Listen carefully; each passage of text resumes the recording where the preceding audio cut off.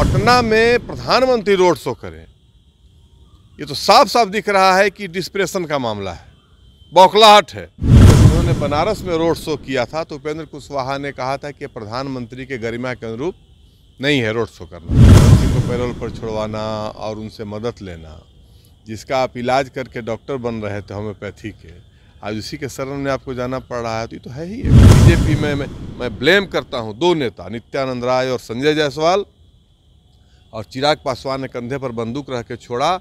नीतीश कुमार की मानसिक स्थिति के लिए जिम्मेवार यही लोग हैं। तेजस्वी यादव अपनी भूमिका के निर्वहन करने में सही रास्ते पर जा रहे हैं, दिख रहा है। आज 31-32 साल का नौजवान जिस ढंग से बहादुरी से लड़ रहा है, यह अपने आप में उपलब्धि है। तेजस्वी बिहार के भविष्य हैं, उनको बिहार अवसर देगा। नमस्कार, आप देख रहे हैं आरडी न्यूज। मैं हूं योगेश चक्रवर्ती। देश में आम चुनाव चौथे चरण में पहुंच चुका है। 13 मई को चौथे चरण की वोटिंग होनी है। उससे पहले पटना में पीएम मोदी की रोड शो 12 मई को होगी। हम आपको बता दें कि बिहार में 5 लोकसभा सीट पर 13 मई को चुनाव होने हैं और इस बार कहा जा रहा है कि बिहार की चुनावी फिजा बदली हुई है। लड़ाई अगड़ों और पिछड़ों के बीच हो गई है।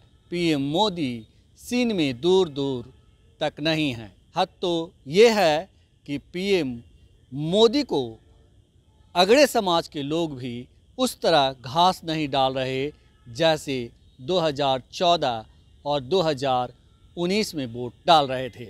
हमारे साथ बीजेपी के पूर्व महामंत्री और भूमिहार ब्राह्मण सामाजिक फ्रंट के जो कार्यकारी अध्यक्ष सुधीर शर्मा जी हैं। आइए उनसे बात करते हैं। सर, ये बताइए कि जिस तरह से अभी 3 फेज के लिए वोटिंग हो गई है, अभी चौथे फेज में वोटिंग होनी है 13 मई को, लेकिन कहा जा रहा है कि इस बार बिहार की जो फिजा है वो बदली हुई है। अगड़ों और पिछड़ों की लड़ाई ज़्यादा हो गई है। आप कैसे देखते हैं एज एक सोशल वर्कर, एक फ्रंट के कार्यकारी अध्यक्ष के तौर पर? देखिए, सच बात यह है कि 2014 का चुनाव में तो मैं प्रमुख भूमिका में था और उसका संचालन किया था, और 19 का भी चुनाव, ये दोनों चुनाव से सचमुच माहौल बदला हुआ है। जो प्राथमिकता में मोदी का नाम आता था, मोदी के नाम पर वोट देंगे, बिहार में धरातल पर आज वह कमज़ोर दिखता है। स्थानीय मुद्दे ज़्यादा प्रभावी हैं, कहीं जाति के नाम पर, कहीं धर्म के नाम पर, कहीं एंटी इनकम्बेंसी जो उम्मीदवार एनडीए के हैं। 39 सीट चूँकि एनडीए जीत चुका है, सैचुरेशन पर है पिछले चुनाव में, तो जो उम्मीदवारों के खिलाफ जो एक माहौल होता है, उम्मीदवारों के खिलाफ जो एक आक्रोश और गुस्सा होता है, उसका भी सामना कहीं न कहीं करना पड़ रहा है एनडीए को। और आप कह सकते हैं कि मोदी नाम सहारा भी उस गुस्सा और आक्रोश को शांत नहीं कर पा रहा है। लड़ाई अगड़े पिछड़े की नहीं है, ये मैं दूसरी बात कर रहा हूँ। आप इस विषय को इस रूप में लीजिए कि जाति का मुद्दा, धर्म का मुद्दा ज़्यादा प्रभावी है मोदी से धरातल पर। अब अगर अगड़े पिछड़े की लड़ाई होती तो जो कहीं भूमिहार वोट दे रहे हैं राजद को, कांग्रेस को, राजपूत वोट दे रहे हैं महागठबंधन को, ब्राह्मण वोट दे रहे हैं, समर्थन दिखा रहे हैं महागठबंधन को, तो अगड़े पिछड़े की लड़ाई नहीं है, बल्कि लड़ाई जो है स्थानीय मुद्दों पर आधारित लड़ाई है। और सचमुच दिख रहा है कि माहौल जो है, जो पहले के देशव्यापी जादू नरेंद्र मोदी जी का होता था, वह जादू कहीं न कहीं कमा है, थमा है, और स्थानीय मुद्दे, जाति के मुद्दे हों, धर्म के मुद्दे हों, एंटी इनकम्बेंसी हो, ये सारे मुद्दे ज़्यादा प्रभावी हो रहे हैं। आप ये कह रहे हैं कि जाति कोई भी हो, हर कोई उस जाति से मतलब कुछ ना कुछ जो संख्या ऐसी है जो पीएम मोदी को हराना चाहता है। कि पीएम मोदी को हराना, या फिर मैं कह रहा हूँ मोदी का जो जादू, ग्लैमर जो था, उस पर विराम लग जाना, दोनों दो चीज़ है।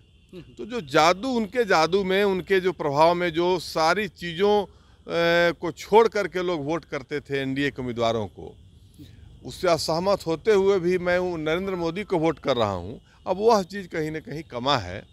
अब कितना कमा है यह धरातल पर आगे सामने आएगा। लेकिन 2014 के बाद ही सर ग्लैमर की बात खत्म होने लगी थी। जो समझदार लोग थे ये कहने लगे थे कि ये झूठ बोलने वाला व्यक्ति है। उनकी चाय बेचने की बात भी झूठी साबित हो गई थी। ऐसे में ये कहना कि ग्लैमर का जादू खत्म हो गया या उनका झूठ एक्सपोज हो गया। देखिए, वो 14 के बाद कुछ एक वर्ग तो हमेशा विरोधी होता है, वह सोचने लगा था, चिंतनशील लोग था। लेकिन 19 में तो वह जादू सर चढ़ करके बोला, और जो पार्टी 283 सीट जीती थी वह पार्टी 303 सीट पर चली गई। तो उसको ख़त्म होना नहीं कहेंगे जादू को। लेकिन अभी जो दिख रहा है, अब कल्पना करिए कि प्रधानमंत्री पटना में रोड शो करने आ रहे हैं। जी जी। यही उपेंद्र कुशवाहा इनके मंत्री थे केंद्र में, इनके साथ जब इन्होंने बनारस में रोड शो किया था तो उपेंद्र कुशवाहा ने कहा था कि प्रधानमंत्री के गरिमा के अनुरूप नहीं है रोड शो करना। रोड शो एक हल्का चीज़ माना जाता है, और पटना में प्रधानमंत्री रोड शो करें, ये तो साफ साफ दिख रहा है कि डिस्प्रेशन का मामला है, बौखलाहट है।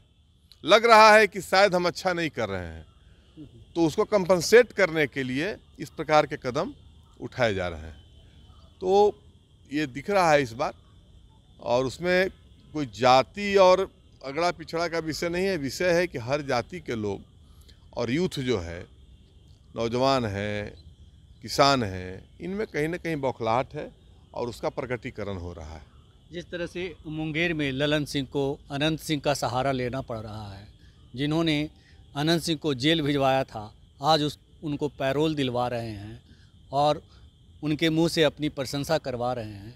तो ये भी उनकी एक मजबूरी है, बेचारगी है। स्वाभाविक है, बेचारगी तो है ही ना। मान लीजिए जिस अनंत सिंह से का होम्योपैथिक इलाज वो करते थे, आज उस अनंत सिंह के शरण में जाना पड़ रहा है उनको। अनंत सिंह का उस इलाके में प्रभाव है, तो स्वाभाविक रूप से बेचारगी तो प्रकट हो ही रही है।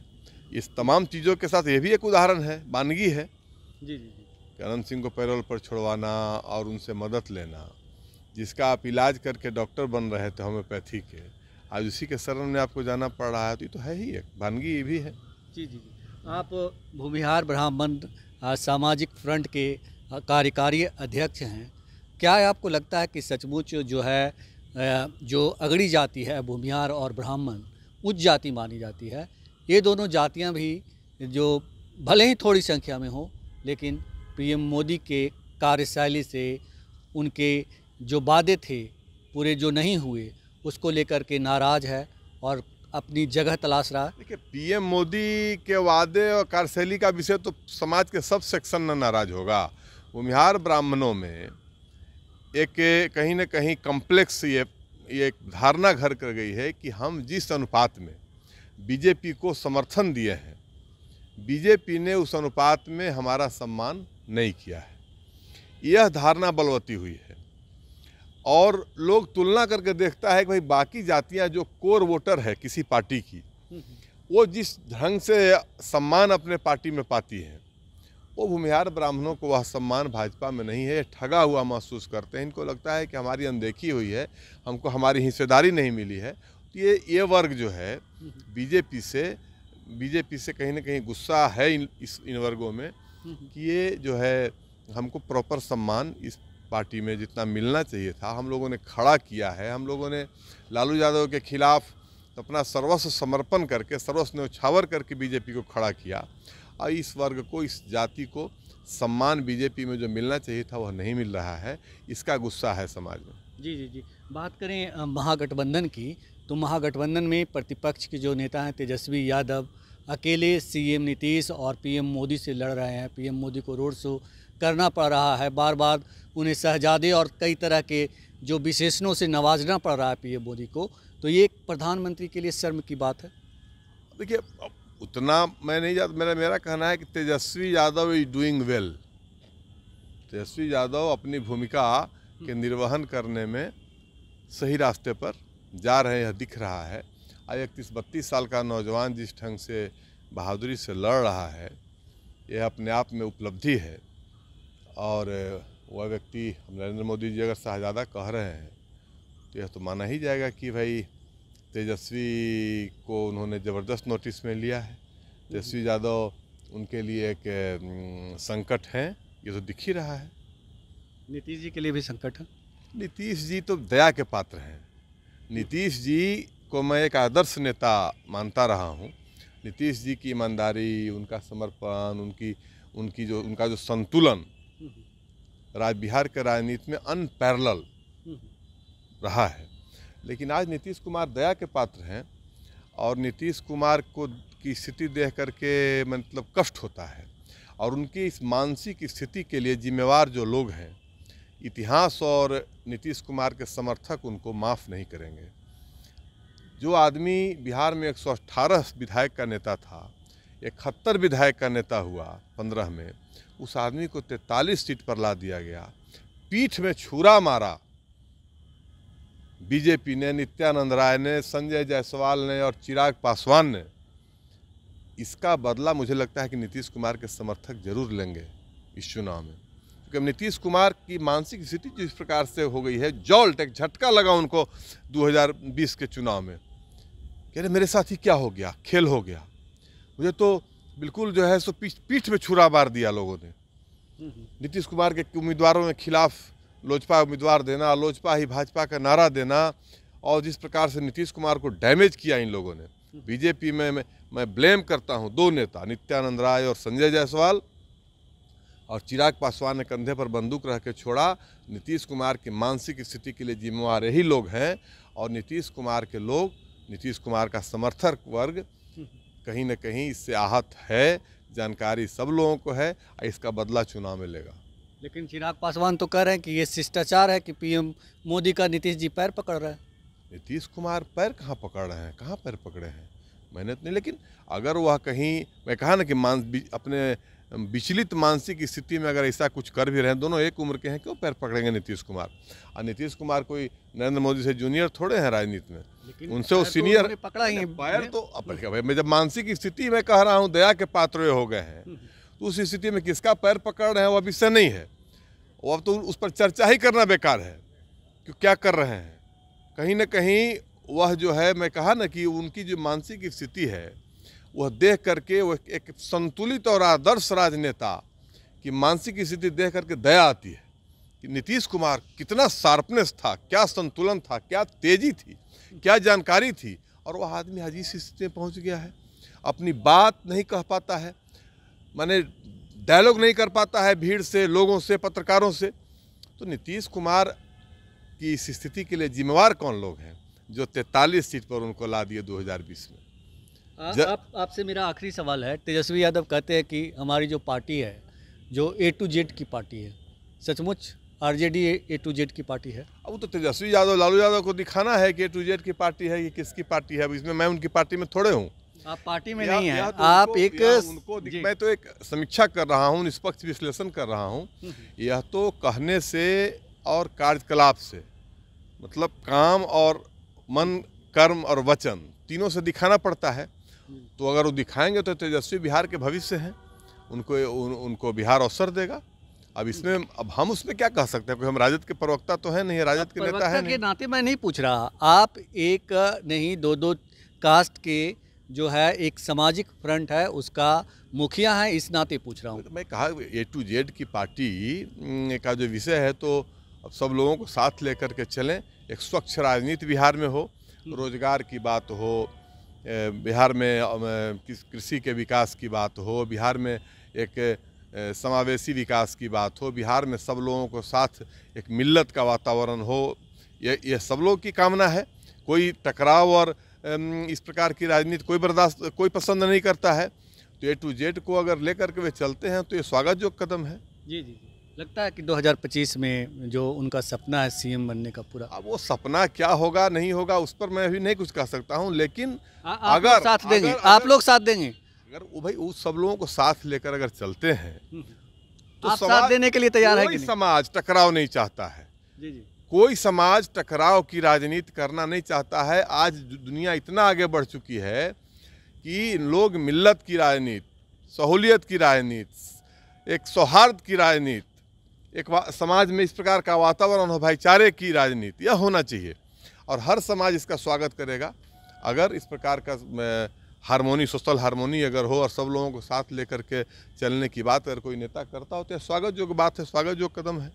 हमसे बात करने के लिए बहुत शुक्रिया सर। बहुत धन्यवाद। तो ये थे भूमिहार ब्राह्मण सामाजिक फ्रंट के कार्यकारी अध्यक्ष सुधीर शर्मा जी, जिन्होंने बहुत ही नपे तुले शब्दों में और बहुत ही बेबाक तरीके से नीतीश की मौजूदा हालात और तेजस्वी यादव की पार्टी A to Z को लेकर बहुत ही कुछ कह दिया और साथ ही पीएम मोदी के बारे में और मौजूदा चुनाव के बारे में भी सब कुछ परत दर परत खोल कर रख दिया। योगेश चक्रवर्ती, RAD न्यूज़, पटना।